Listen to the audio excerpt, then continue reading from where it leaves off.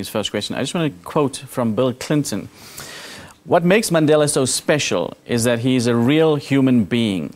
And the fact that he's so flesh and blood real makes his greatness and his sacrifice and his wisdom and his courage in the face of all that has happened to him even more remarkable. This is Bill Clinton, former US President Bill Clinton. And Nadine Gordimer says, he is at the epicenter of our time. Ours in South Africa and yours wherever you are. Two very powerful quotes. And, just to lead us into our very first discussion would be, tell us about Nelson Mandela's stature internationally, especially his interaction with the United Nations. I think the world was looking for something to stand up against inequality, global inequality. They did not have that figure who could herald that struggle. Madiba, because he came out, everyone already knew him, everyone loved him because of what he stood for, human rights. So the world then found a spokesperson. I think most people aspire to do something good. Unfortunately, now and then we are caught up in our own daily activities. Madiba appealed to us to transcend our own selfish preoccupations, to reach for this different world that we all aspire towards. Not only that, also because he lived by these ideals. So in him, we were able to see sincerity, authenticity. So we believed, and he persuaded us. He continued to live by the ideas that he was teaching. He did not just come out of prison and say, I've done my time, I've earned my honors, therefore I can do whatever I choose. But he continued to lead by example. Right. So that is why the world admired him so much. But also, Mandela has not always been loved. Margaret Thatcher described him as a terrorist. George Bush Sr. described him as a terrorist. South African whites described him as a terrorist. They resented him. They hated him.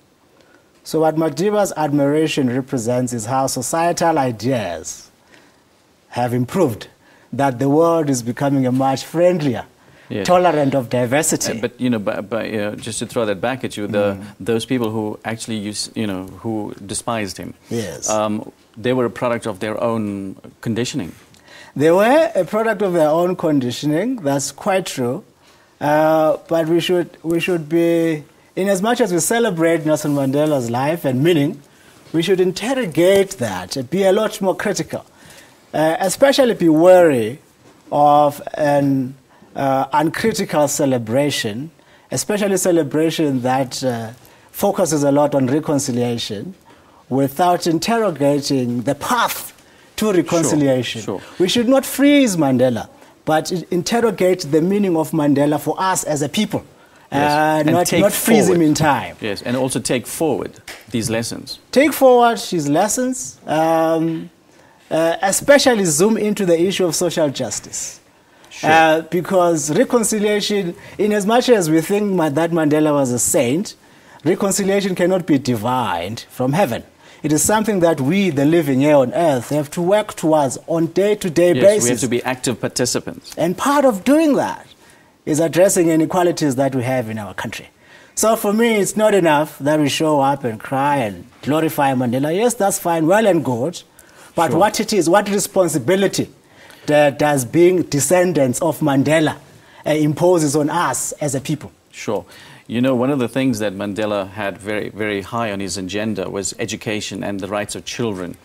And Muhammad Ali, from the authorized portrait, says, our children and future generations need to understand that Nelson Mandela is not just another person learned about in history books. They need to know that his actions, his perseverance, his courage changed the course of an entire nation. He boldly and quite literally changed history. He is living proof that one person has a power to effect positive change in our world. And that's the kind of sentiment that, that stems from what your last comment.